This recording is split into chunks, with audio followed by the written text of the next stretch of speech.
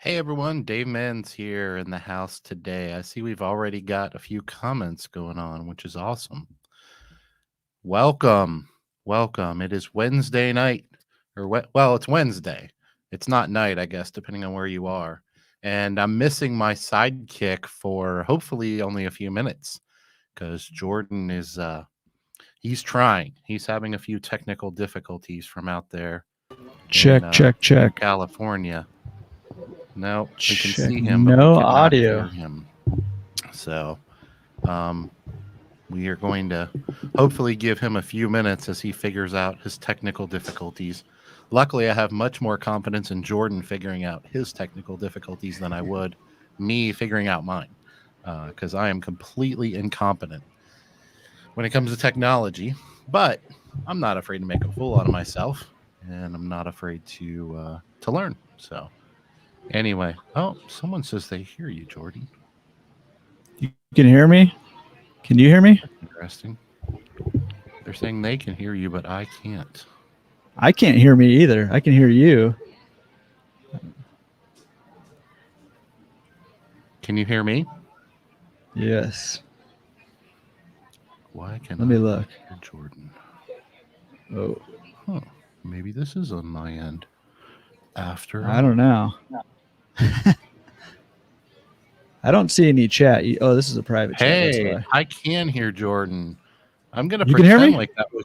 I'm gonna pretend like that was your fault, even though it's clearly my fault. Jordan. Oh, you can hear me. Okay. I can hear you. Awesome. So I was just keeping you on your toes. I was wanting to. I feel on my toes. I don't. I don't want you to get too comfortable here, my friend. All right. Sorry about the horrible lighting. Well, I noticed that it is sunny in California. I've never heard of such a thing. I am at Disneyland right now. You are literally at Disneyland? Yeah. Jordan Berry is live for the Laundromat Owners 12th. We have a special edition live from Disneyland. How cool is that? It's a small world right over there. Right there. There's the monorail. It's a small world. Yeah. I think we should like charge for this or something, Can you take us on a ride? Like, woo, let's go on a roller coaster. I guess I could. How you doing, man? I'm good, man. How are you? I am good. I'm doing real good. I noticed that you got your winter beard on, even though it's clearly not winter there because you don't have winter. Well, you only do when I come to California, apparently. I want you to know something, Jordan. We were in San Francisco. I'm preparing for the icy. Yeah, you went to San Francisco. For those of you that don't know, we and Carla were in San Francisco recording our first e-course, and I've been picking on Jordan because he's one of my California friends, and one of many, by the way. And he's Kyle says we should charge, and Jordan's been telling me how the reason he lives in California is because the weather's always perfect and it's beautiful and it's amazing, and you can go skiing and hiking anytime you want and all these wonderful, wonderful things.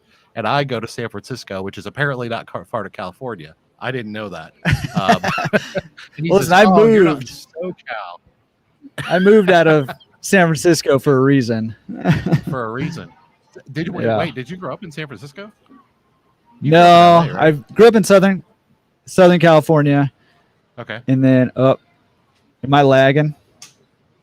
I don't think so. Oh, okay. I grew up in Southern California and then moved to Northern California and then back down to Southern California. Oh, okay. Gotcha. Yeah. He's a world traveler. Or maybe a state traveler, I guess, as we should say. But anyway, so I was in San Francisco recording my e-course, and I was texting Jordan the whole time telling him what a liar he is. Because it was like 50 degrees and stormy and overcast. Me and Carla went out to dinner one night, and I was having crab, and I was wanting to take a picture of me and my bride having crab in San Francisco, our first time in California. And we looked out the window, and it was like dark and overcast and stormy and foggy. And I was like, what a terrible picture. Like, I'm not taking that picture. It's supposed to be sunny in California. So anyway, but the good news is apparently Jordan isn't a liar all the time because our last day was pretty nice. It was good. We did have to get the hoodies out. And when us Midwesterners get the hoodies out, It's a little chilly, but let me tell you what happened. So we took a big bus tour. You know what that is? I'm sure it's a pop thing, Mm-hmm. touristy thing. We took a 2.5 hour bus tour around San Francisco, and we decided to take it on a night where I think the high was 58, and we took it we started after we were finished recording for the day, so it was like 5:30, 6 o'clock when we started, and so they took us across the Golden Gate Bridge on the top of this bus, 20 something feet high or whatever it is, and I'm wearing shorts and a hoodie because I'm just not very smart. And they're taking us across the Golden Gate Bridge and showing us all of its beauty as the wind just comes howling across this bridge at like 9 o'clock at night as the sun is already set. And I am like a popsicle. I'm like, are we? It was actually warmer in Cincinnati while we were there. So, Yeah. Anyway. San Francisco gets cold. Yeah. Yeah, I had no idea. I thought it was always like 82 and sunny. I thought that was like your thing, right? I mean, it looks pretty daggone warm there here, right now. You're wearing a sweatshirt or you're wearing a t-shirt, but you do have your winter beard on, so that's true. That's true. Keeps me warm. So anyway, welcome, my friend. I'm excited to get this going, and for those of you that are starting to figure this out, hey, Steve's here. Steve Andrews from Nashville, and Brian Henderson. He's 6 minutes late to the party, Brian, but welcome. We are glad to have you. Jesse's here from Florida. Maybe Florida is where it's always nice. Maybe that's what it is. I got to find that place. But anyway, if you guys are noticing, we're live on YouTube, but we're also live on Facebook, and we are live on LinkedIn. So that's kind of cool. Right. I'm not on if we'll stay that way, but hopefully we can keep all three of our feeds for the whole live, and more people can participate. So if you guys are jumping in, welcome. We only have Jordan for 20 minutes, and then he has to get over to the rides. I'm kidding. I'm not going to let him leave. So anyway, well, thanks for joining us. How cool of you to sacrifice some of your valuable time, even though you live at Disneyland or something like that? Wow, we go like once a week. Second home. Yeah. Hey, Joe Dan, we're glad you're here, man. Thank you. All Thank right. you. He said, congrats on the book. Thank you so much. It's my newest Facebook friend too. Joe Dan?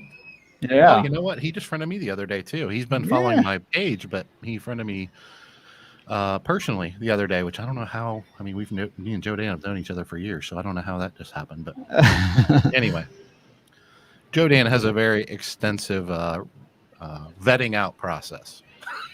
Well, I feel honored. I feel honored to be in it. We finally made the cut. cut. Maybe it was the 12th episode. Do you think that was it? He's waiting for us to be a little bit legitimate. He's waiting for our 12th. This is our happy anniversary episode. Oh my gosh, it's our anniversary, Jordan. Are you? Yeah, that's why I'm celebrating, man. Amazing. Yeah. So you took me to Disney World or Disneyland. I did. Oh, excuse me. Those are two very different things. Very different. Yeah. Hey, Kevin. Hey, he says can't wait to meet us in Miami. Yeah. That's right. Very soon, man. I'm gonna have some news coming up on that. Kevin has a little bit of inside information. So we will be making that announcement very quickly. I will tell everybody since we're on here. So guys, for those of you that haven't picked up on it, I've only talked about it a few times. We are doing a Laundromat Millionaire Conference where everyone's a VIP, and it's going to be in Florida. I talked about it being in Miami. It looks like it might actually be in Fort Lauderdale, but so super close to Miami. But I'll be making the official announcement in the next week or two.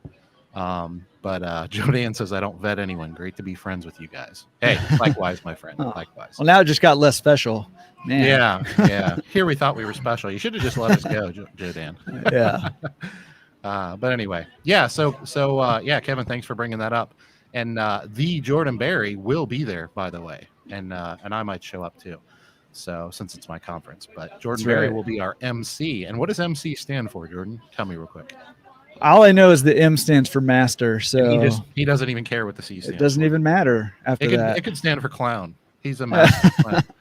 So anyway, we're going to have a good time, guys. It's going to be educational. Yes, it's going to be networking. It's going to be an entertainment. We're going to have a lot of food and a lot of fun down in Florida. And that's going to be at the end of February, beginning of March. We're hammering down the dates literally as we speak. So I hope that you all will join us because it is going to be epic. And Jordan's going to be our MC. I'm going to be doing several talks, and we're going to have many other people doing talks as well. Hey, Derek, from Indy, only 3 hours away from me, roughly. So welcome, Derek. Appreciate it. We don't have anybody joining us from LinkedIn yet. I guess that tells me I need to build up my LinkedIn thing. Anyway, guys, start posting your questions in the comments there before Disneyland figures out that Jordan is hacking into their feed and they kick him offline, because we're going to have to get him to answer questions up front just in case he gets booted. Is that legal? I wouldn't have even thought to do that.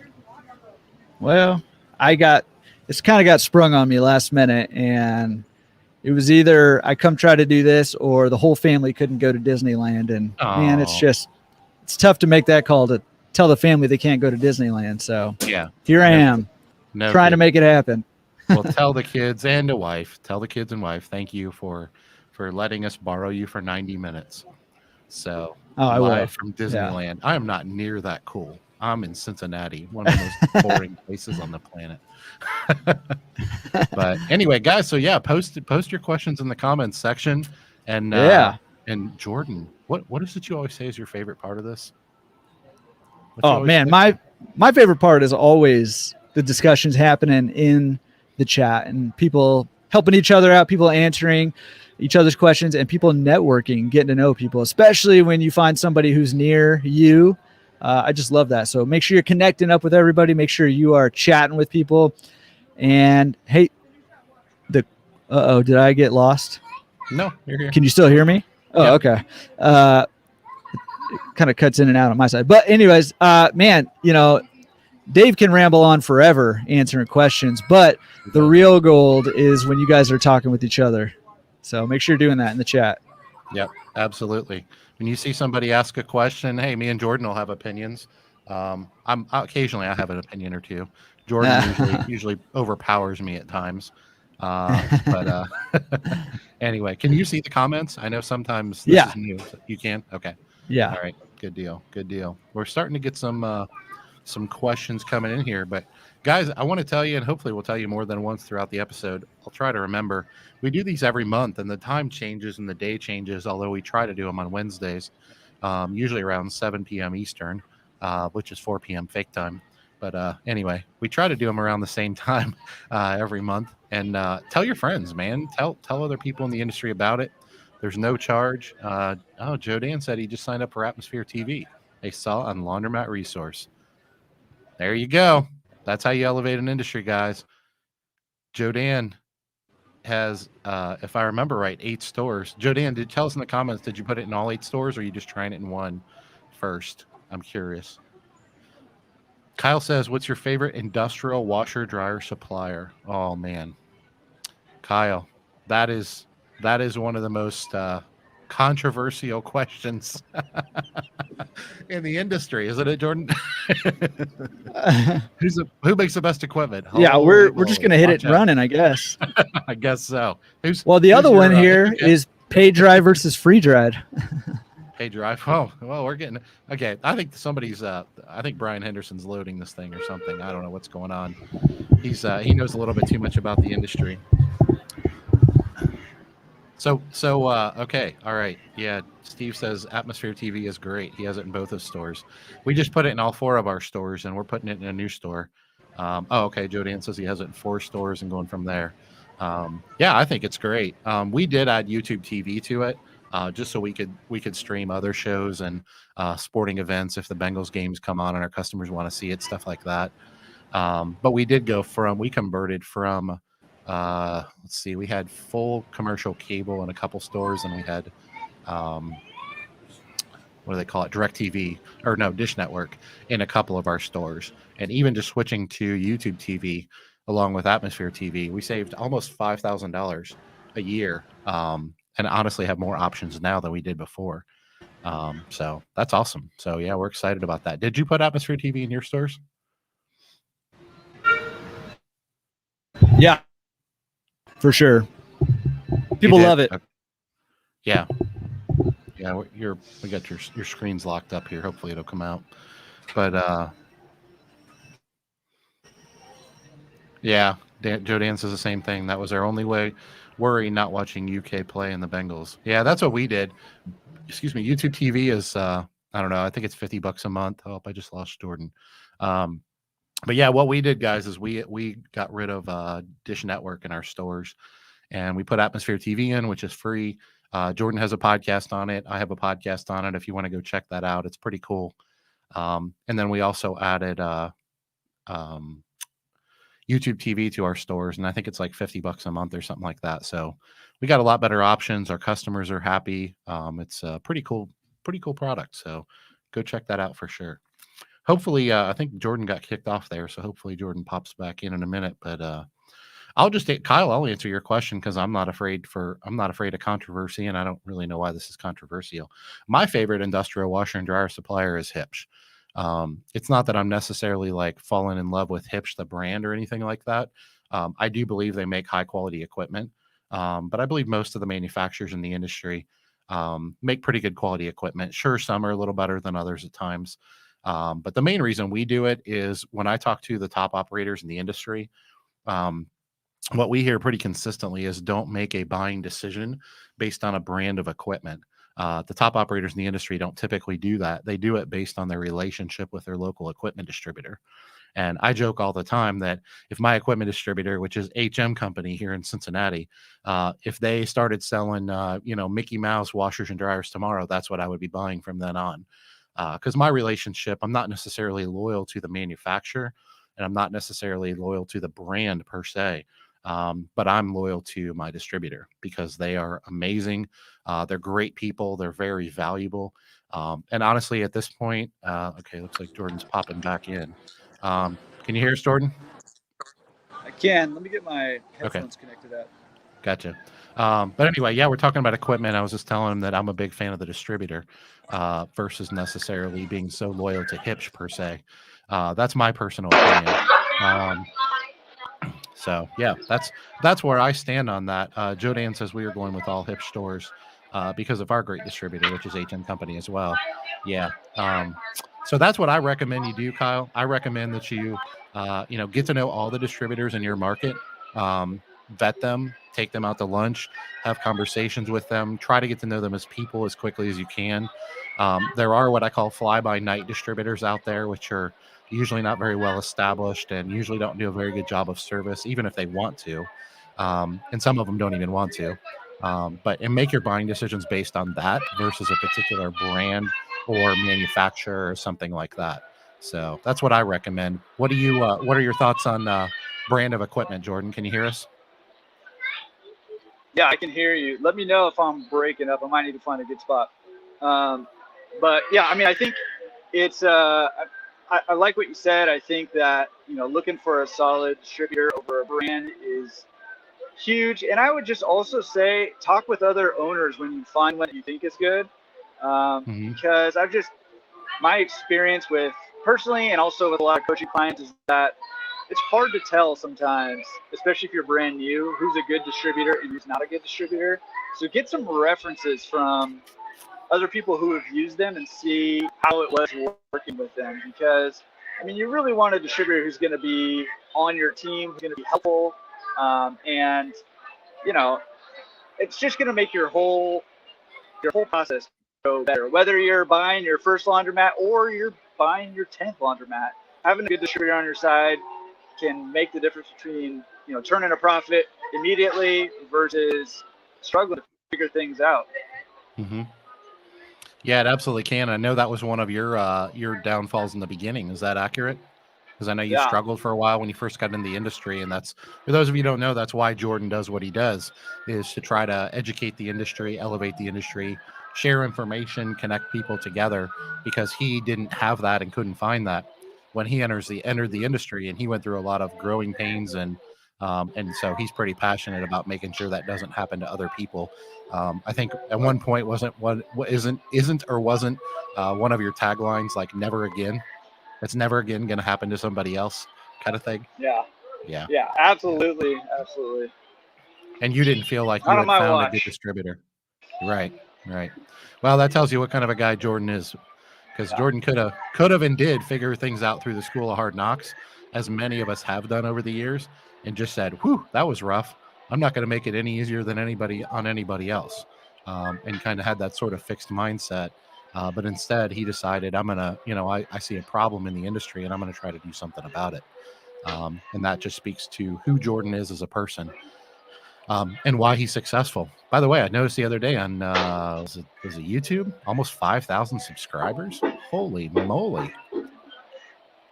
Yeah. Very nice. I mean, big time. Very nice. Big time. Very nice. Big time. Big time. Here I'm struggling for 1,000, and Jordan's making me look bad. But that's all right. Good things happen to good people, and so keep doing what you do, man. Thank you. Yeah. Yeah, Brian Henderson says he recently dropped cable at all of his stores and put a big antenna on the roof of the stores to get local channels with great reception. We mostly leave the TVs off and mainly turn them on for bad weather here in Oklahoma. Interesting. I don't know if he said earlier in the chat if he had atmosphere TV or not. He said he had them turned off most of the time, so he might not have anything. But yeah, Dale says I have a good distributor. Yes, I do. And the reality is, what I like to tell people too is, don't get me wrong, I'm very blessed. I'm very fortunate to have a great distributor, but there's a bunch of good ones out there. Yeah, there's a bunch of bad ones, and we can harp on that too, and we should be aware of that. But there's a lot of good distributors out there. You don't just have to be in Cincinnati or Northern Kentucky. So yeah, something to think about. So, Jordan, we got one here from Jay Martin. Jay, you're welcome to the show today. I think it might be his first time with us, so welcome, buddy. He says, "Is there a minimum population needed to support a laundry?" Guessing he's in a smaller town would be my guess.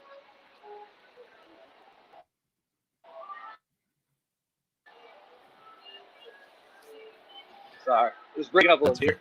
Can you hear me? Yeah. Yeah. Okay. Yeah. So, very general rule of thumb. There's a whole lot of it depends in that scenario. But very general rule of thumb in my book, and maybe you have something different, but about 15,000 people or so per laundromat. But again, it's a very general rule of thumb, and it really depends on a whole lot of factors, like how much competition is there, what kind of competition you have. Are you a smaller store and there's a bigger one nearby? How dense is the population? All that stuff factors into it. But if you're looking for like a general rule of thumb, that's kind of what I use. I don't know if you use something different. Yeah, I think that's a pretty good rule of thumb as a very, very general rule, which is what you're saying. Jay says he's in a small town of 4,000 people. I think it depends, obviously, on how do I say this? It depends on, obviously, competition, which Jordan mentioned. If you're in a town of 4,000 people and you have 2 other laundromats, don't touch that with a 10-foot pole. But if you're in a town of 4,000 people and there's no laundromats, if you're building a small laundromat that's going to be unattended, and maybe there's a couple towns surrounding you that are 10 or 15,000 people themselves, or maybe even 5,000 or 10,000 people, and they don't have a laundromat in their towns, meaning I know how this works in the country. You can kind of pull people, people in the country are used to driving further to get the services that they want. So that's an example of a situation where you may have 4,000 in your town, Jay, but what can end up happening is you can pull people from the surrounding towns 10 or 15 minutes east, north, south. And if you pull, from a town of 5,000 north and a 5,000 west, you can find yourself a nice little business. Obviously, yeah, he talks about cost to acquire. Obviously, that's a factor. The size of the store is a factor. How you're going to operate it, and lastly, what you're expecting. What are your expectations for this store? Yeah, Kevin says he has a laundromat in a town with 4,000 people.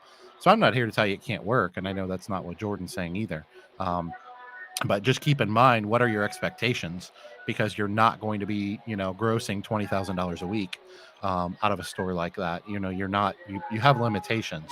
But that doesn't mean it can't be a successful, viable business. And then the other thing is, if you're wanting to make a living off of this, then that might not be a realistic expectation. If you're looking for this to be a nice little side hustle, side business, in addition to a full-time job, or maybe you're going to have 2 or 3 of these, then those can be more viable options too. So I think there's a lot of caveats in there for sure. Yeah, anything else you want to add? Yeah, let me point our monorail. Oh, nice, very nice. There goes Mickey. Let me just point you. If you want to talk to somebody about small town laundromats, I think Logan Wietrick would be a good resource for you, because he and his dad have a bunch of small town laundromats. They're starting to expand into some larger towns now, larger cities. But they his dad especially made his go in a bunch of smaller towns. So be a good resource for you. Logan Dietrich. You can find him on Facebook, or he's been on my podcast in the past too, so you can find him there too. Mm-hmm. Yeah. Logan's a good guy. I would definitely reach out to him. I do know, and I don't want to speak for Logan. I do know that they've sold and are getting rid of more of their smaller town laundromats. And I'm guessing, and I'm pretty confident in saying this, it's not because they're not successful or not profitable. But Jordan, you and I have talked about this before, offline and online, about how we outgrow things, right? We evolve as business owners, and what might have been a great business for you to acquire at one point might reach the point where it's just not worth your time anymore, because your knowledge, your education has increased, and now you're capable of doing a lot more things. And so that takes, 5, 10, 15 hours a week of your time. And that time can be better spent doing other things. And I think that's probably where Logan falls into that category. I know you interviewed him on the podcast. I watched it, but it's been a while. Do you remember him making any comment about that? I don't. Yeah, and I've spoken with them since then, and that's exactly what it is. They've done well with them, but for the same amount of effort, you could do a small town laundromat and make a few $1,000s a month, or you can go to a larger town or larger city, and make more than that, double or sometimes even triple that amount with essentially the same amount of work. So that's something that they are moving towards, not because it's not a good business model, but because their business model has shifted in what they're trying to do with their laundromats and how they're trying to do it. So yeah. And I'm in a situation like that. I mean, we bought one of our competitors' buildings 3 or 4 miles away, and it's a pretty big facility. And we're not selling our smaller store that's 3 or 4 miles away. We're just merging it. We're closing it down because it's in a rented space. We're closing it down. Our lease is up, and we're going to drive all that business up to our new store where we own the real estate and have more parking and have more facilities and everything. So in that case, we outgrew it, but for a different reason. So I think there's a lot of parameters around that. Hey, if it's a good, if you do the pro forma, you do the work, you look at the demographics, and it's going to be a valuable asset for you. I remember when my first store was making me like $1,500 a month profit, and I was still working my full-time job.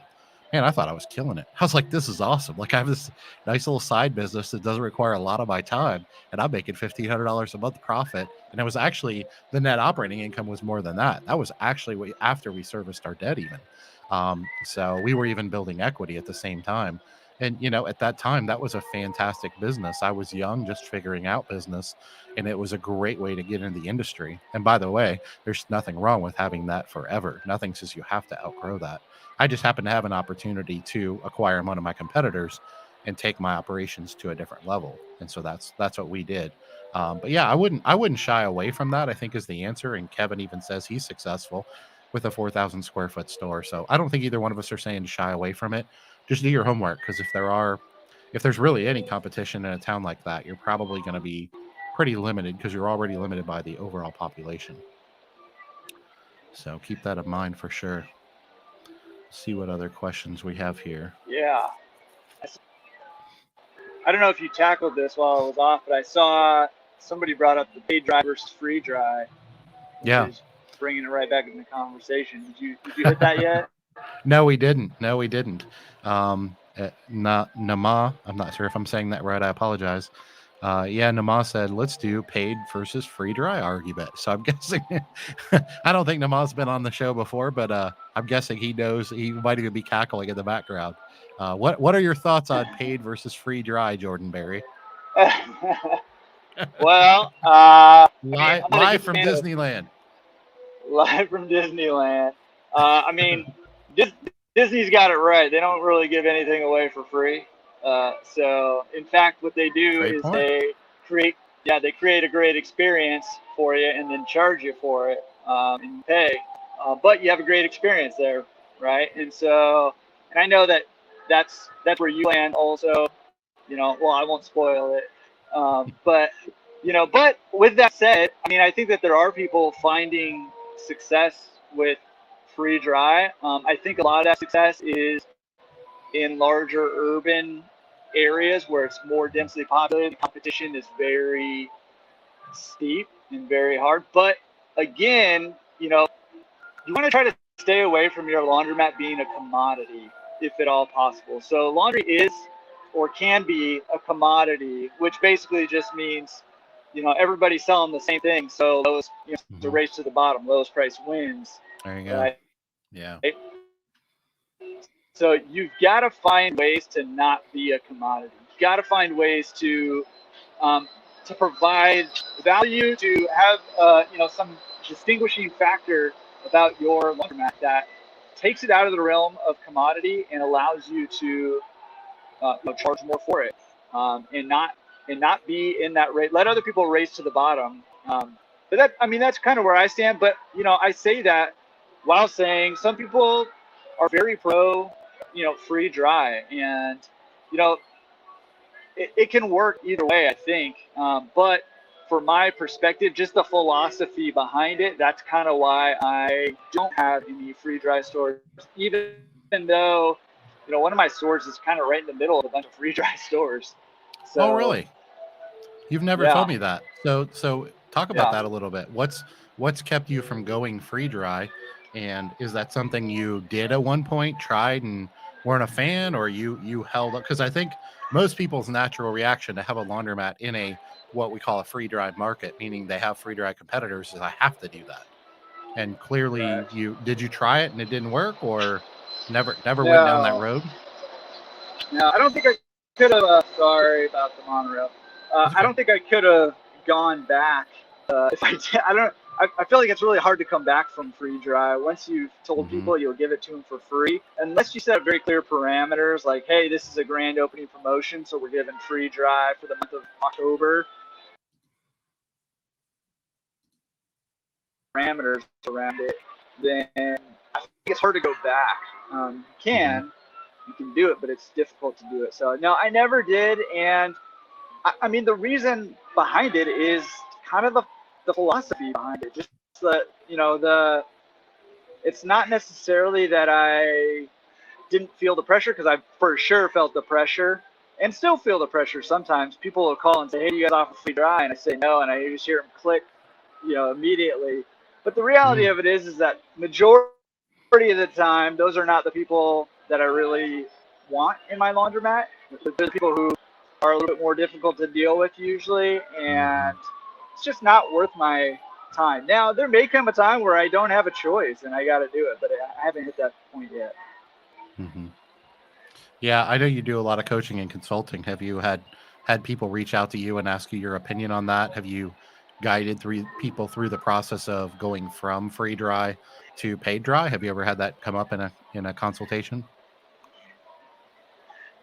I don't think I have ever had that specific conversation, actually, in terms of getting somebody to kind of go back from it. I don't think so. Have you? No, I haven't. That's actually part of why I asked the question. I mean, I've had people ask my opinion on it, and I've given them my opinion. And I don't know if they were looking for me to say something different than I did. I'm not sure. But they were just like, "Oh, good to know," and they kind of left it at that. But yeah, I mean, I've talked about it many times, but I'll throw out my opinion real quick, which is pretty similar to Jordan's. And this is a general rule, so don't get all worked up about this in the comments. But as a general rule, I think it's a cancer for our industry. I think, generally speaking, a dryer department's revenue is going to make up roughly a third of your gross revenue, which should result in about a third of the net revenue as well. And so giving that away for free, one, there aren't a whole lot of profit centers in a laundromat. Now you got to make all your money off of your washers, and that can be tough.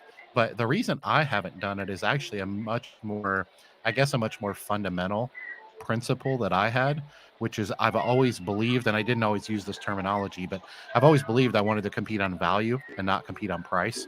I wanted to deliver an experience. I wanted to be the Chick-fil-A, the Disney World, Disneyland of the laundromat industry. And I've been very successful doing that. Now, I don't have any competitors that have free dry. So I'll be very transparent about that. In the east side of Cincinnati, I don't know that there's any, honestly, even in Cincinnati as a whole. I'm not sure. But I have talked with many people who have been in that situation, and they've asked my opinion of what they should do. I've never coached them through the process of, okay, I am free dry, I'm going to go back to paid dry or something like that. But I have had people ask my opinion on that, and that's my thoughts on it. I think you hit the nail on the head, Jordan. I think it attracts the wrong people. Back to that commodity mindset you were talking about a minute ago. If all you have to compete on is price, guys, you're doing this business wrong. And we all know that there's a lot of people, maybe the majority of our industry, that are doing this business wrong. And that's why when people when people say the word laundromat in society in general, there's a negative connotation associated with that. And that's something that people like me and Jordan are trying to do something about. So anyway, if you're doing free dry, it's okay. We can still be friends. We're not picking on you or anything like that. But you may find that you're leaving money on the table, or leaving money on the table by not doing that. So something to think about. But yeah, it looks like Trenton joined us. Hey, Trenton, thanks for jumping in tonight. Jordan is in T-minus 2 minutes. Jordan's going to take us on a ride of the monorail. No, I'm just kidding. I can't get into any of these lines in 2 minutes. Yeah. Steve says he definitely charges for dry. For large dryers, 3 minutes, which I think are 75-pound dryers, if I remember right. So he's charging 3 minutes for a quarter on 75-pound dryers. Medium dryers, which is probably 45-pound dryers, I'm guessing, 4 minutes for 25 cents, and then 30-pound dryers are 5 minutes for 25 cents. And Steve Andrews is in Nashville. Steve, poke in the comments if you would, if you have any competitors that are free dry around you or in the Nashville area. Nashville's a decent sized city, so I'm guessing you do. But anyway, yeah. Kelly Reed actually says. Sorry, go ahead. I was just gonna say, kind of an equally intriguing conversation that I hear happening now too is the timed dry versus the full cycle dry, and having a flat price for a full cycle, which I know a lot of people are finding a lot of success with that. Also, I don't know if you have an opinion on those. Yeah, I do. I'm slowly working myself towards that as I've evolved away from operating on quarters in my stores to operating on dollar coins and credit card payment systems. So what we did is right now all of our dryers are priced in dollar increments, and we see that as, because we're dollar coin stores, and we see that as kind of a halfway point between quarter vended, where you just stick in a quarter, and being a full cycle. It's kind of a, I don't know, half cycle, I guess you would call it. And we will eventually go to the point when we open our new store. That'll be the first store that has 75-pound dryers in it, and there will be some of those that'll be $3 just to start the cycle. Part of it's the size of the machines. But yeah, Steve Andrews says no, there are not any near him. He says even if there were near him, he would still charge for dryers. That's because Steve is a smart guy and a top operator in the industry. Yeah, Daryl says he's Palm Beach Laundry. Daryl says he went full cycle, and so glad he did. Very, very little pushback. Yeah, no, and a lot of people in that situation in the industry, and I don't know if we lost Brian or if he's still here, but I know Brian Henderson did it. If I remember right, I think it was like 10 years ago that him and his family stores in Oklahoma went full dry, and I know he's a huge full cycle dry, and he's a huge advocate of it.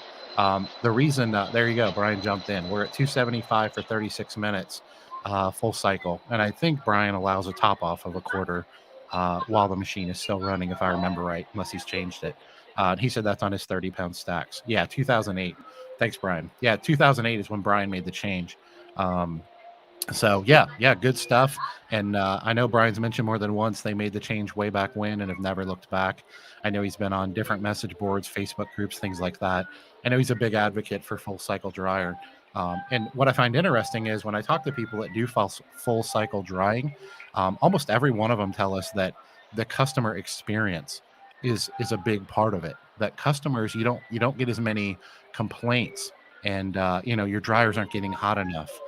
Because they're not putting in a quarter for 5 minutes, and which means, and it doesn't have to, I know that, but it a lot of times means 1 second up, 3 seconds on heat, and then 1 second off, as far as the heat's concerned. And if they're popping in a quarter, running it for 5 minutes, then popping in another quarter after it stops, they don't understand how our dryers work. And so one of the big benefits to full cycle drying is you, the operator, you, the owner, you, the industry expert, need to be an expert. And maybe we can't educate and train all customers, but we can set our pricing in a way where we know they're going to have a better experience and, quite frankly, get a better value. Because you might really struggle to go over there and tell the person popping in one quarter at a time, letting it run for 5 minutes and letting it die down, that they're having a poor experience or even they're wasting money. That might be a tough sell, and they may not want to hear that. But going to full cycle dryer pricing is something that I'm well on my way to doing, for that reason, because I'm all about the value and the customer experience. And sometimes in business, I don't mean this to sound arrogant, but sometimes in business, we need to be the experts. In fact, I would argue always, we need to be the experts and we need to know what's best for the consumer. That's not their responsibility, even though we like to put that off on them. So yeah, that's a pretty hot button topic, which I don't really know why. But it's just one of those things that, when people feel passionately about something, they do. So any other thoughts on that?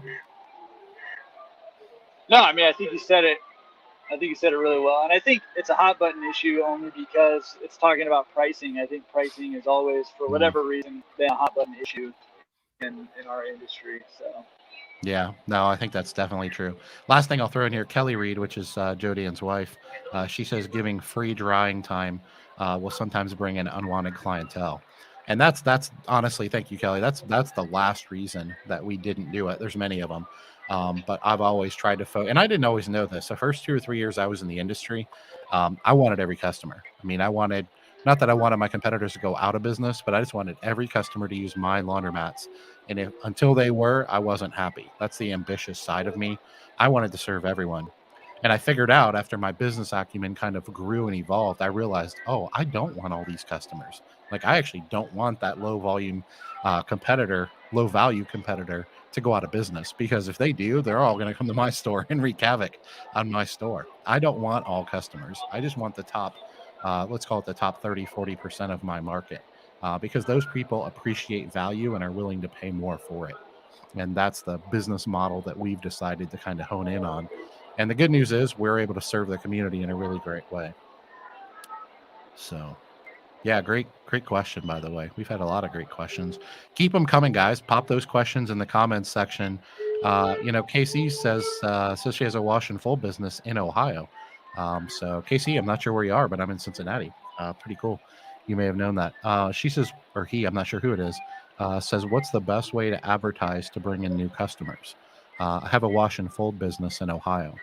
So not sure if I have a wash and fold business. I'm guessing they're not running a laundromat, just by the way the question is worded. But Jordan is I don't know if you're a part owner, I don't know what to call it, but Jordan has laundromat resource marketing. So being a marketing guru, Jordan, what are your thoughts on that? What do you tell people that come to you all for marketing? Well, I tell them, first of all, start with the lowest hanging fruit, and maximize that, and then move on to the next thing. And I would say your lowest hanging fruit for your drop-off service is, number one, your current self-service customers and offering incentives for them to try that. Now, obviously, it's not going to be the same demographic for everybody, so it's not going to be for everybody. But you will find that some people will convert to that drop-off once they get a taste of never having to do laundry again. And I really love that language, never have to do laundry again. And that's pretty enticing, I think, for a lot of people, because people hate laundry. The other thing that I always recommend people do is make your customers your salespeople and incentivize them to bring people there. So I tell my clients all the time, hey, in every single bag that you deliver back, leave a little flyer in there that says, hey, get a referral bonus for bringing a friend. You get a bonus, they get a bonus, everybody wins. You get a new customer and a chance to earn some new business, and that can greatly expand your reach without really costing you a whole lot of money. And I'd say that's the lowest hanging fruit. And only then would I say, okay, now you're ready to start going online to do some online advertising, if that's something that you're interested in doing. But start with the low hanging fruit first. So when you say online, I know you're a big fan of like Google My Business and things like that, which I would argue that's a low lying fruit too. When you say online, are you referring to like the paid marketing versus the organic side of advertising and marketing? Yeah, I mean, I think it depends on the situation. So the reality of the situation that we're in now these days is that the organic stuff, it's really hard earned. I mean, it takes a long time to start ranking. You know, Facebook doesn't show your posts to even your fans who, you know, have said that they want to hear from you. Facebook doesn't show them your posts almost at all now. I think I read somewhere that it was 6%. So if you I think it's less than that. Is it going down even more? I thought that's ridiculous. It's crazy. Yeah, I think it's somewhere around 2 to 3% now. So but you know, they're making it clear it's a pay to play game now. So you need to ask yourself, like, how committed are you to SEO? You know, the organic stuff, and you got to be really committed to it, and you got to just know that it's going to take a long time to pay off, and it's going to take a lot of effort before you start seeing much fruit at all. And so, you know, it's like with everything else, you know, with business, you either got time, energy, or you got money, and you got to expend one or the other to, you know, I tell my coaching clients this all the time. We're trying to buy their first laundromat. Okay, well, do you have money or do you have time and energy? Because, you know, you got to have at least one of those to get into business with. It's the same with advertising. You either got to have time and energy or you got to have money. So, so when I say online, I mostly mean paid advertising through Google or through Facebook or Instagram ads. But you can do more organic stuff too. It just takes longer and it's harder to do.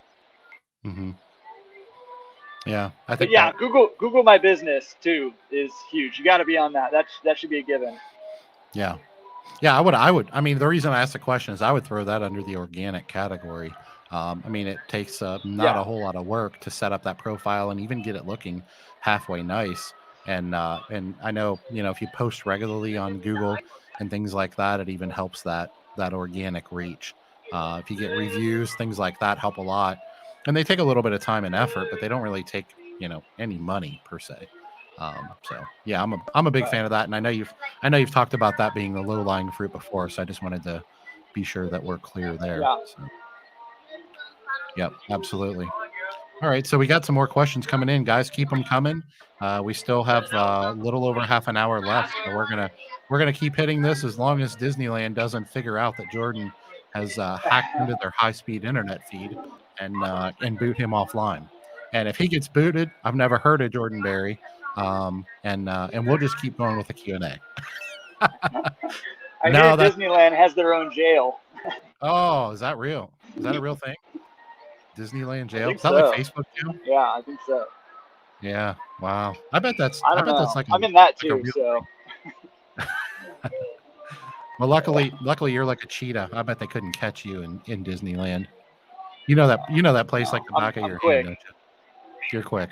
Yep. Yeah, that's right. Yeah, they come up to me. I'm just like, all right, take me to jail. I'm not running. That sounds like work. I'll pay my fines. I'm not running. Are you kidding me? If they're in the bear cup, I'm not running. Oh no, this is actually a really good question from Michael. I appreciate you posting this one. He says, and this is the loaded question, so we'll keep that in mind. But he says, I'm looking to buy multiple laundromats from one owner. NOI profit has been declining in 2021 and 2020, and the stores are becoming in disrepair. How would this affect your valuation?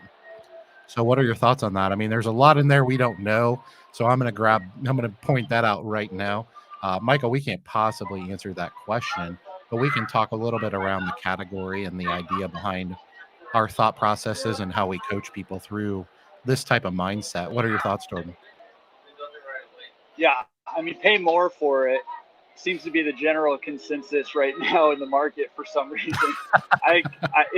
It's baffling to me what's happening right now. But no, not really. So, you know, when I am looking at a value of a laundromat, I am looking at four things, right? And I actually have a blog post coming out tomorrow. It's 6,000 word blog post. It's huge. And it's all about analyzing laundromat deal and doing due diligence. But the four basic things that you're doing is you're looking for the income and the expenses, and you're looking to add value to the laundromat. But the third thing is you're determining the trajectory of the laundromat, right? Which is what we're talking about here. Mm-hmm. And once you've kind of understood what this laundromat has been doing over time, that's, you know, you can say a laundromat's average, $100,000 net income over the last year, but the reality of it might be that it averaged a lot more in the beginning of the year, and lately it's been going down and averages less, right? So that would mean I probably wouldn't assess the value of that laundromat based on the full year's income average, which is what I think a lot of people say to do. What I would do is look to see, has it leveled out at all? Did it drop over a few months and now it's kind of leveling out over the last 3 or 4 months? I might just use those last 3 or 4 months. But the bigger thing, well, at least as big of a thing, is to determine why, right? Asking why about everything. Is income going down? Why is income going down? And what am I going to do to level that off and to reverse that trend, right? Are expenses going up? If that's the case, why? Why are expenses going up? What am I going to do to slow the expenses, to cut those expenses down without lowering my value, proposition, and create a larger delta between the income and the expenses, right? Because that's the net income, which is what we're all looking for, right? And so asking that why question is really huge, right? And so I would say, don't necessarily base the value of the laundromat on the last year or the last 2 years, especially over the last 2 years, because things have been crazy. Look, if you've seen a negative trend, then look at a shorter timeline. And you might need to project out a little bit too. If it's still falling, you might need to project out and say, okay, well, where does this even bottom out, right? So you need to really kind of nail down that why. And I would say, don't buy that laundromat or those laundromats until you know why things are going south. I think you said the stuff is deteriorating, right? But the question becomes, well, why is stuff deteriorating? Is it because of bad management, or is it because the laundromat stopped making money and so the owner stopped putting money into it, and then it started deteriorating because they stopped reinvesting in the business because there wasn't as much money? Maybe a new one came in, or there's a whole lot of ifs, ands, or buts. But the main gist of it is figure out the why, and then adjust your valuation accordingly, your projections accordingly also. Yeah, I think that's absolute gold. I don't know that there's a better, without having more information, I don't know that there's a better way to answer that question. Yeah, they said net operating income and profit have been declining in 2021 and 2020, and the stores are becoming in disrepair. Michael, we don't know you, or at least I don't know if you're new to the industry. Sometimes stores look like they're in a state of disrepair when they're just tired, and they can easily become the opposite of that, the antithesis of being in disrepair. You can turn them around pretty easily. Reinvigorated is a good word. Yes. And so if that, if you know the industry well, you understand why they are where they are. And yeah, you put out a great point with COVID and everything. 2020 and 2021, that's a situation where you need to really take that into account, because, hopefully someday we're going to come out the other side of this at some point. And so it may just be a factor of waiting it out. And maybe they were at the end of their rope operationally anyways. They were already kind of jaded and tired of the industry. And COVID kind of was the last nail in the coffin, so to speak. It might just be an operational thing. There we go. There goes Mickey again. That way, we also say that the other side of the equation is, obviously we all know it's possible that a mile away, a brand new mega laundromat was built in a town that maybe was already being properly served as far as the laws of supply and demand, or maybe already over penetrated, and somebody doing something like that can completely wreck a market. And so I think that's really, Jordan, what you're pointing out is just make sure, the why is everything. Make sure you nail down the why. And usually there's not one why, by the way. A lot of times there's multiple whys. And what can you do to affect those whys? There are situations, and I'm not a big fan of this word, but there are situations where you're helpless. And you don't want to buy a business like that because you're going to continue. It's going to be out of your control is probably the best way to put it. And so that's really something you want to look at. But when it comes to valuation, how would this affect your valuation? And a real simple answer, what I tell people is you're either buying a turnkey laundromat, which is, there's not much value add there, to use a real estate term. There's not much value add there. You know exactly what you're buying. You can buy it based on the numbers. You can do a proper valuation, do a competitive analysis in the market, and pretty much know that you're going to continue to get what that business has been getting for a fairly long period of time, or you're not. And if you're not, then you have to figure out where in the cycle are you. Is this store on its way down? Has it plateaued? Has the market plateaued? Has a large employer left that town or that city that's really affecting things? All these things factor into it. But really, what Jordan was talking about with the trajectory is you're trying to predict that, but we're not predicting it just from a guesstimate standpoint. It's all based on education. So you have to know what you're looking at, be very confident in the market. And Michael, hopefully hopefully that's your community.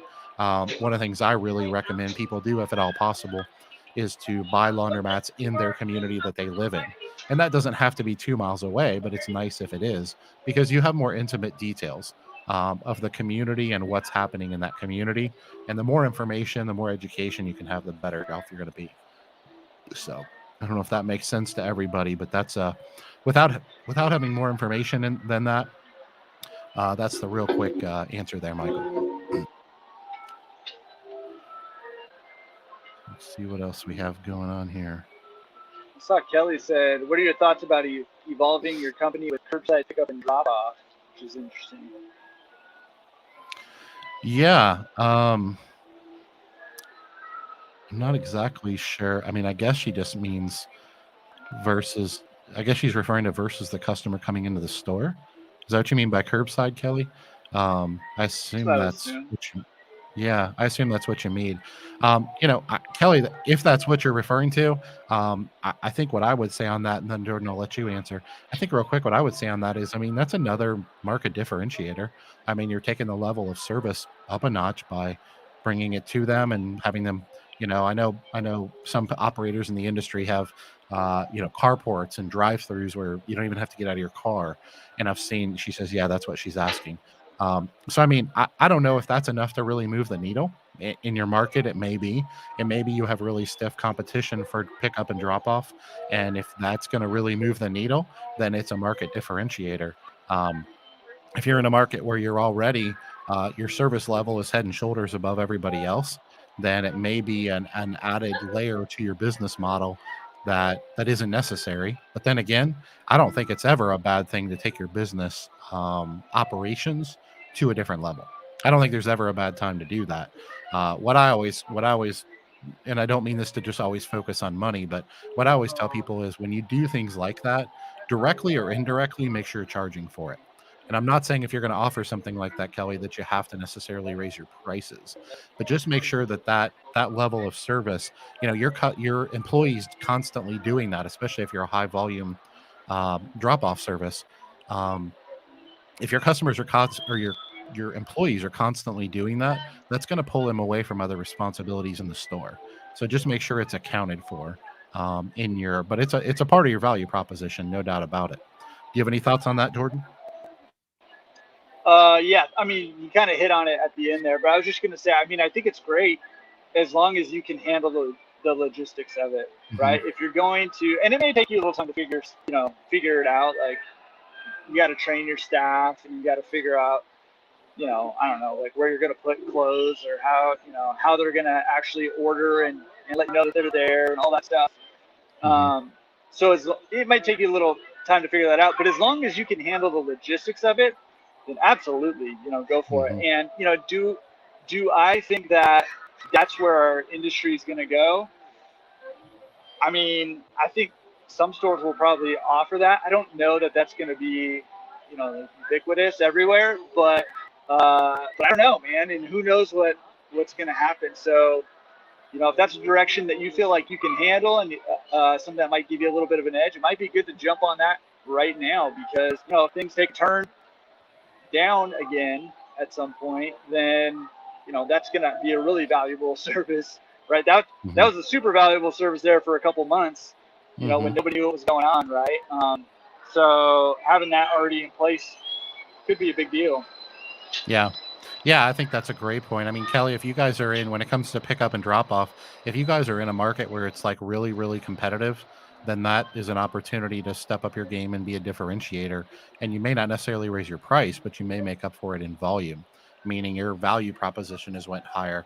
So you're going to get more business that way. If you're not in a super competitive environment, it's still a way to separate yourself even more. Let's say your value proposition is already 50% higher than your competitors. I think a lot of times in small business, we say, you know what? I'm already so much better than my competitors that I can just chill. I can relax. And that is a dangerous, dangerous place to be. Not saying we can't do that for a week or a month, but man, is that that's a slippery slope, as they say. So I like the way you guys think, and I like the way you guys do business, because I'm guessing you're looking at pushing the envelope. And I'm guessing maybe, I don't know, but Kelly, in the comments, you can tell us maybe COVID had something to do with this. I know a lot of people were doing that out of necessity because people wouldn't get out of their cars and come in and pick up and drop off the laundry. So you had to come out to them. And there was even self-serve cases where people were doing that for a while because of the virus and stuff. So yeah, great question. I think that's fantastic stuff. Yeah, Steve Andrews in Nashville says never chill. Great advice, my friend. Great advice. Step on the We have throat. You just step on That's the right. throat. Keep going. We have to always be pushing our industry forward. And the people that don't want to come with us, they get left behind, guys. It's that simple. It's their choice. We're not doing anything to them. They're just choosing to not elevate the industry. And for those of us that are trying to do something different and drive our industry forward, I think you're going to be highly rewarded in any environment. Because let's be honest, if you're in a highly competitive environment, let's say you have 10 laundromats in this highly competitive Nashville environment, for example.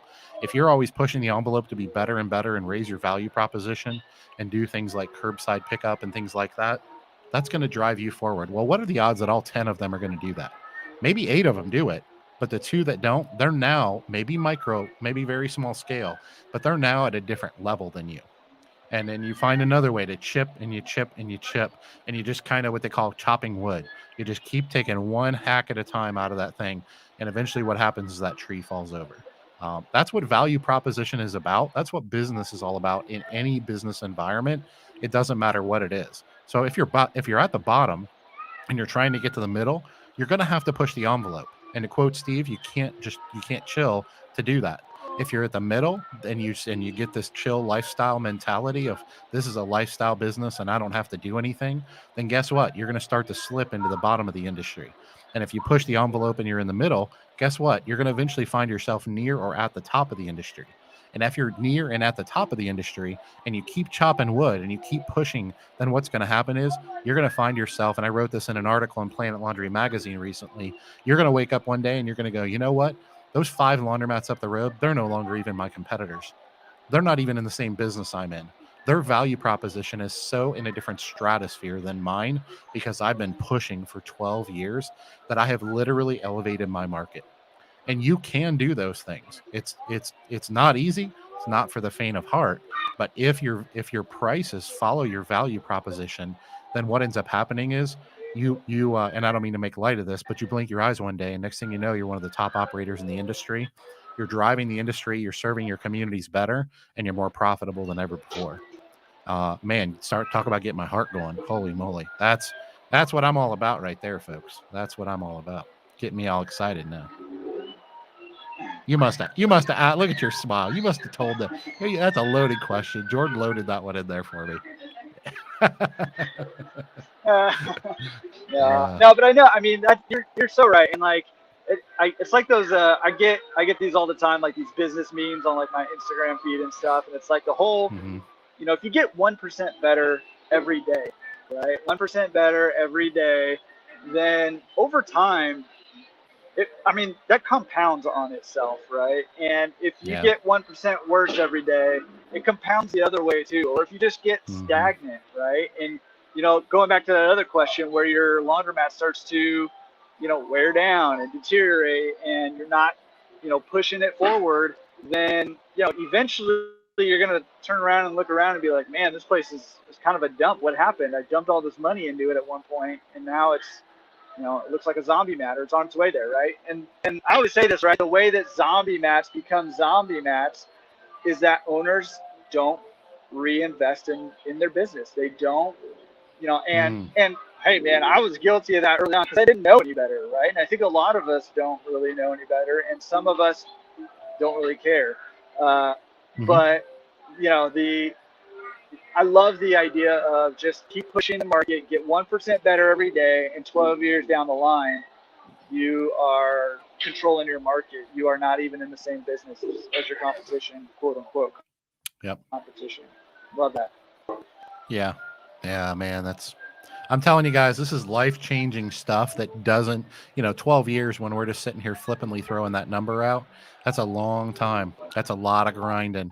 It's a lot of stress, anxiety, reinvesting in your business, not taking money out of your business in some cases, keeping your lifestyle low if necessary.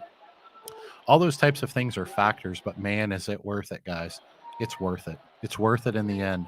You're driving your industry forward, you're driving your market forward, and you're bettering your family and you're serving your community better at the same time. And I mean, what better situation to be in business than to know that I am serving my community at a level that no one else in this market is, and they reward me by spending their money in my business, and because of that, I'm more profitable. That is the definition of a win-win in business, which is how business and true capitalism is supposed to work. Not all these other manipulations of what we think they are. That's business. That's small business, big business, done at its best. And it's quite frankly how this country was created. To be honest with you. So anyway, don't get me going on that road. Here's a good one for you, Mr. Tech. And I know you probably laugh when I call you Mr. Tech, but that's just because I'm not Mr. Tech. So Daryl, I think it was Daryl. He said, "What are your thoughts on app searches for a laundromat?" I'm not exactly sure what he means, but I guess he's referring to like finding a laundromat through an app. I'm not sure. Yeah, Daryl, shoot us. Well, I know. Yeah, I know. I had the guys from Clean Cloud. I think it's the guys from Clean Cloud. We're talking about app SEO, App Store SEO, and maybe that's what he's talking about. And that's something that your I don't know, your software company, whatever that you use, is that what we're talking about? Hey, I'm not sure. And I've downloaded that episode on the podcast, but I haven't watched it yet. So that probably is what he's talking about. Yeah, so I mean, that's something where your software company is doing that SEO for the App Store, and they hopefully are doing a good job of it, because you want those apps to show up at the top, right? If somebody's looking for an app for a laundromat, you want yours to be the first one that they find, or one of the first ones that they find. So, family just showed up. Yeah. Little Jordan. Yeah. Yeah. So I mean, that's on the software company. All that to say. I mean, the website stuff, that's on you or your web developer. But in terms of the app, that's on your software company. Unless you have your own app that you built. In that case, it's on you. Yeah. No, I think that's well said. I don't know that I have much to add there, because I don't know that I have enough of an opinion to have one on that. To be honest with you, at the end of the day, the only thing I'll throw on that is, and this is kind of a duh type of comment, but anything you can do to bring visibility and searchability to your business, we folks, we just want to make it as easy as possible for people to find us, because the self-serve community in general, as a general rule, are very transient.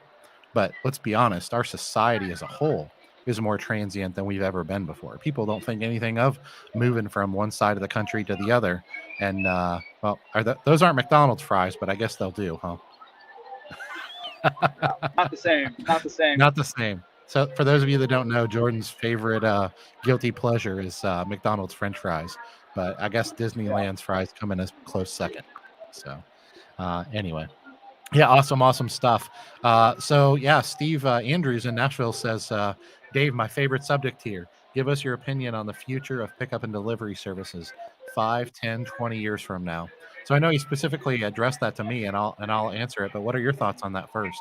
You're not a huge pickup and delivery guy, oh, look, Logan joined us. Hey, Logan, I'm glad Yeah. you joined us. We were talking about you earlier, so maybe if you did just join us, Logan, you'll have to go back and listen to the replay because we were talking about you. But people were asking, Logan, real quick. I'm totally going off in a ditch here. People were asking about small town laundromats, and we were giving you as an example. They were asking if it's viable in a town of like 4,000 people. So if you have opinions, comments on that, shoot them in the comments section so everybody can look at them. All right, back out of the ditch. What are we talking about? Pickup and delivery. Future pickup and delivery 5, 10, 20 years from now. What are your thoughts, Mr. Jordan Berry from Disneyland? Depends. Do you want my raw thoughts, my raw real thoughts, or do you want my? Absolutely. I mean, here's what I genuinely. I only have raw thoughts. Do you have other kinds of thoughts? well, maybe I was asking for what I should be saying here. But here's what I genuinely think. I think right now there's an opportunity to get into pickup and delivery, and I don't think that opportunity is going to be around forever.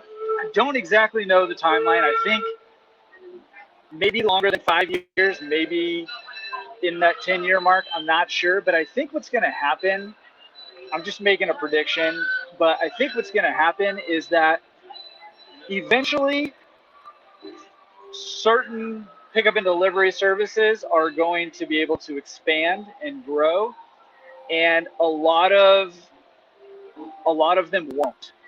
And I think the larger ones, like with a lot of different things, I think a lot of the larger pickup and delivery services are going to control the lion's share of the market at some point in time. And to be perfectly honest with you, the jury's still out with me as to whether we as laundromat owners are going to be able to hold on to pickup and delivery and do those out of our laundromats in the long term. Only because the market's so good. There's a lot of money to be had there. And if people can figure out the logistics and do these things for cheaper in a warehouse on a larger scale volume than we can do it in our laundromats, then it's going to be tough to compete with those businesses. Now, I don't know a timeline on that. I don't know really, honestly, if that's going to happen or not. But I think right now is a good opportunity to get in and to start working your way towards scaling your business up. And I say all of this kind of mostly referring to some of the larger urban areas. If you're a little more suburban or if you're a little more rural, then maybe not as much the case. I don't know.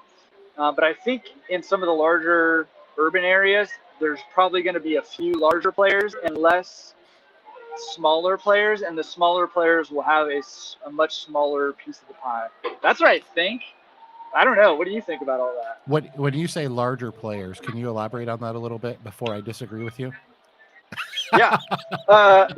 Yeah, totally. I mean, this is why I love this. I think fewer people are going to control a larger portion of the market. Like right now, so for example, in LA, right now there's a lot of laundromats offering pickup and delivery in the LA basin, in the LA area, right?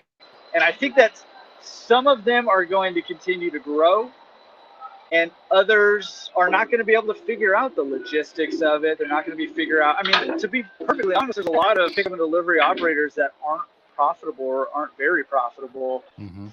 And so I think that eventually some of those are going to get weeded. Hey, we can make a lot of money doing this and try to do it at a larger scale. So I don't know. Disagree. Tell me your wisdom. I'd love that not to be the case. Yeah, no, I'm curious. What when you say larger scale, I guess I think nationally. Is that what when you say larger scale? Are you referring to a larger operator in a market, kind of getting so good at what they do that they kind of dominate that market, or are you referring to a national, like a, I mean, I don't care to throw names out there, Tide and the big, you know, the Washios of the world, your the Rinses of the world. You think they're going to eventually figure this out? You talked about a warehouse, and that's what got my attention. Um, I'm just trying to dive a little bit deeper into what what you mean by large, because I think large is relative. Yeah, yeah, that's a great question. I don't know the answer to that. I don't know if anybody's gonna be able to capture a national market. I mean, I could see that happening. I mean, if somebody figures it out in LA, you know, that can transplant to New York or to Miami or to Texas or Chicago, wherever. Like, so I don't know, but I guess what I'm saying is I think that fewer companies are going to dominate particular markets, at least.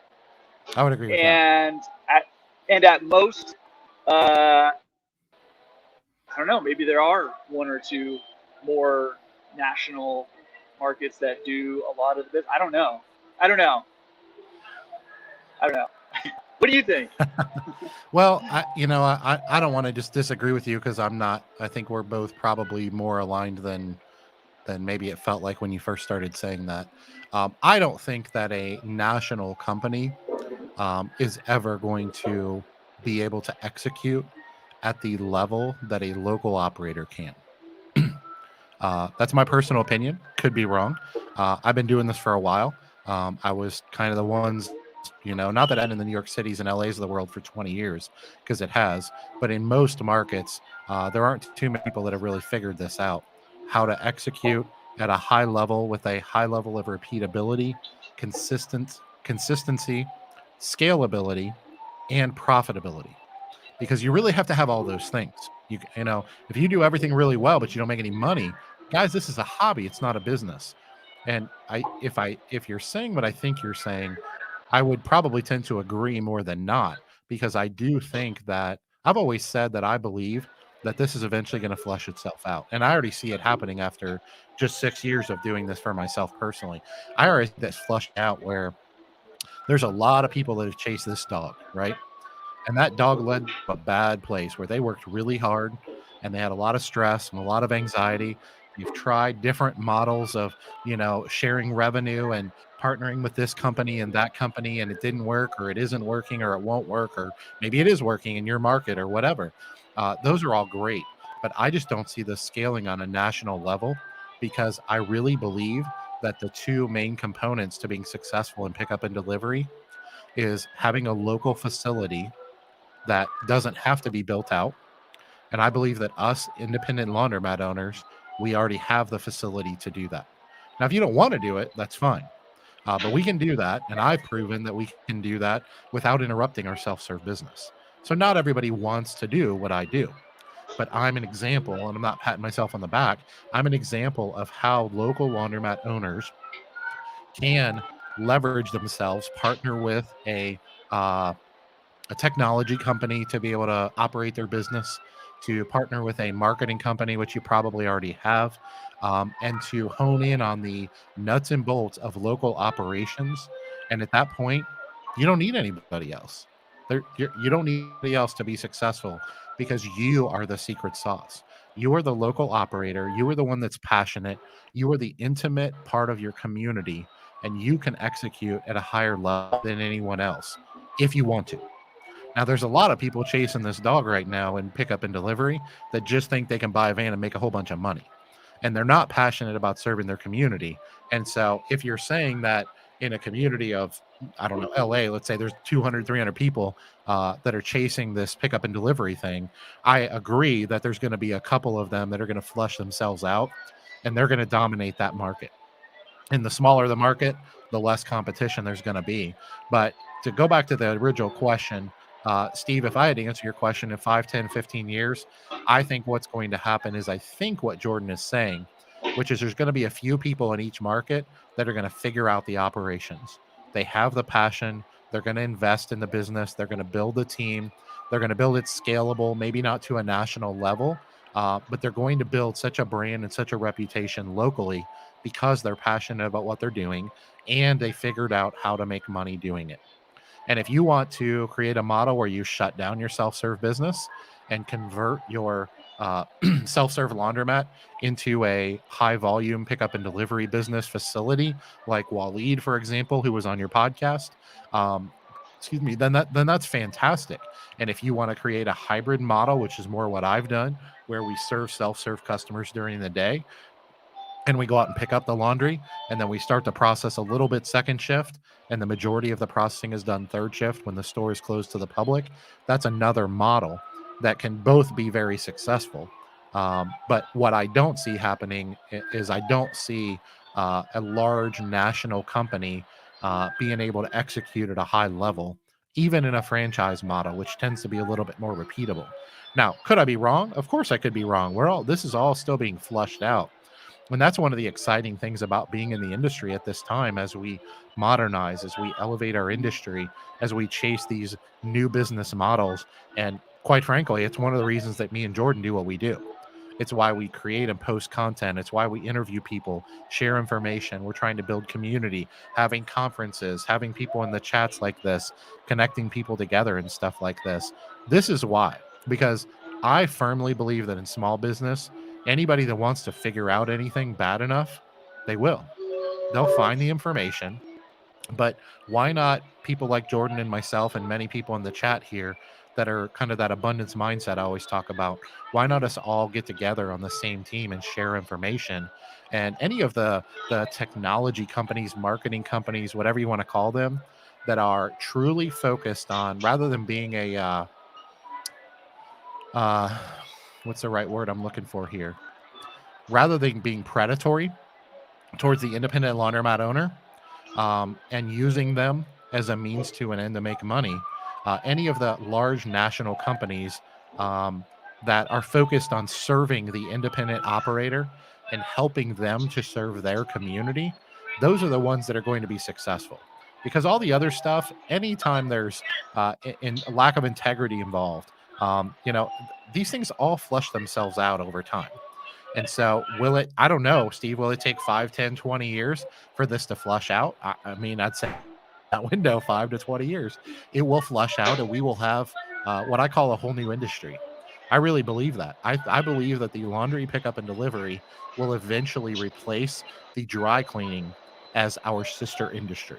As the dry cleaning industry slowly and slowly and slowly uh, dies, and I'm not saying it'll ever die completely, as it becomes less and less relevant in the market, I really believe that wash and fold, whether it's pickup and delivery or drop off laundry, or Kelly was mentioning another level of curbside pickup and drop off, things like that. I really believe that that's going to become its own version of the dry cleaning industry, our service industry.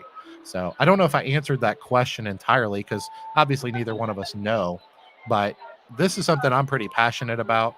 I've been pretty involved with for really 7 or 8 years, even before I started doing it. But I've learned a lot. I've learned a lot by coaching a lot of people, and I'm pretty passionate about this. And so I suspect that it's going to flush itself out, mainly because it's all about operations. Business always comes back to scalability, repeatability, and your heart. That's what it always comes back to. The people that are chasing money and wanting to create a big company and then sell it for $100 million in 2 years, they're not really focused on, usually, they're not really focused on serving their community. And those things will always flush themselves out in the end. Maybe it'll take 10 years to flush it out, and maybe they'll leave a whole lot of laundromat owners, on the wayside, where we are damaged because we tried to compete and couldn't for a few years. But I haven't seen anybody on a national level that can execute at a high level. I think it's our responsibility and obligation as local members of the community, and we have the facilities to do it. We don't need anybody's help.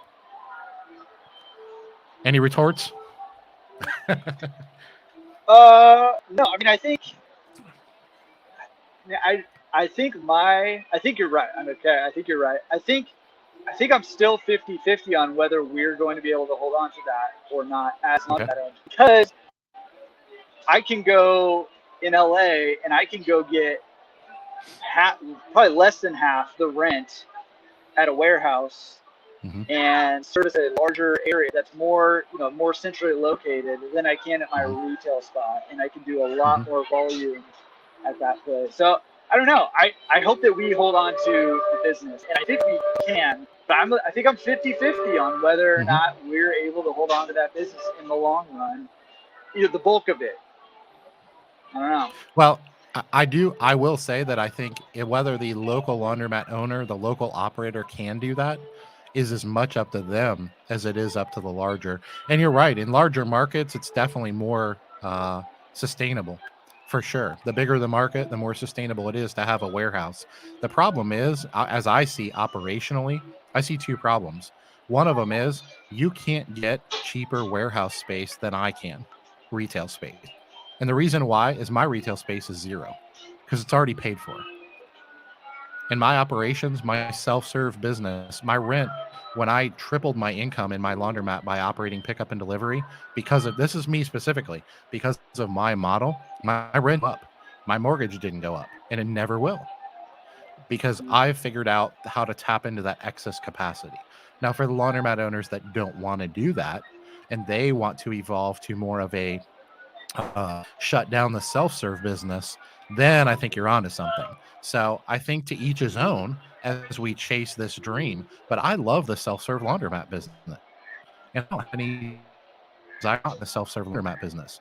But for those people that don't want to be in the self-serve laundromat, see that as a means to an end, then I think you might be onto something. So I would suspect, especially in a large environment like yours, I would suspect that a 50-50 is probably what's going to happen. There's going to be people like me that do figure it out, that do want to leverage that excess capacity in their local business. They want to run self-serve during the day, and because basically their rent's already covered, it's tough to get much better than free rent by leveraging that excess capacity. But in larger volume environments where people are trying to do other business models and pay a premium for retail space and leverage that I agree that can get expensive. One of the things I try to do, and I know we're running out of time, so guys, I apologize, but I think this is really worth diving into deep. I'm not sure how many people are huge pickup and delivery people in the chat here, but I think this is really big for our industry. So I think it's worth talking about. I think it's really a big thing for our industry to continue to share information so that we know what our options are. We know how to execute. What is the business model? And that's something that I'm, in the future going to be pretty passionate about, sharing my business in more detail than I already do. And so that's, as we share education, I think it's really a matter of, instead of a bunch of independent laundromat owners being out there saying, you know what, I'm just going to chase this and try to figure it out and see what happens. Well, that's what people been doing for 5 or 10 years. Are you about to get run over? A duck just flew right by my head. Oh, I didn't see it. Oh, wow. But anyway, I don't want to ramble. I don't know if that makes sense. I already have rambled. I don't know if that makes sense to everybody. Maybe let's grab one last question. I know there's been a bunch of questions. Hey, I apologize. Jay's asked like 5 times if we own our property or rent. And I'll just say, Jay, I own one and I rent one. I know in the past you've owned you own now, and you've also rented. And there's people who are going to be passionate, especially about owning the property and never renting. I am not one of those people. I think you can cash flow and do great in business even when you rent. But some people will disagree with that. So for whatever that's worth, Jay, I have both. I would prefer to own, but I think renting's okay too, as long as your business can handle the rent. Yeah, absolutely. And to answer for me, let's see, I have 4 stores right now. 2 of them I own the building, 2 of them I lease the building, and one of the 2 that I lease, I have right of first refusal on that. It's a small 10,000 square foot shopping center that we occupy over half of our business. So that's where we're at. But yeah, there's no doubt about it, especially in high market. And you're in LA, in high rent markets. A lot of times acquiring the real estate is just not economical. It's not feasible. But to say that you can't build a phenomenal business, especially in those larger markets with great demographics and with fantastic just overall population and density and things like that. Yeah, anybody saying you have to buy real estate to be successful in this business is crazy. But yeah, I would agree with you. My preference in the property if I can. And I feel like that also gives us a really good exit strategy for later in life. in my case. So yeah, no, that's good stuff. Yeah, no doubt about it. Well, listen, guys, we are out of town. Holy cow. I have been out of town a lot lately. We are out of town. Hey, Jason. Hey, looks like you joined us. I don't know if you've been here the whole time or not, but welcome, Jason.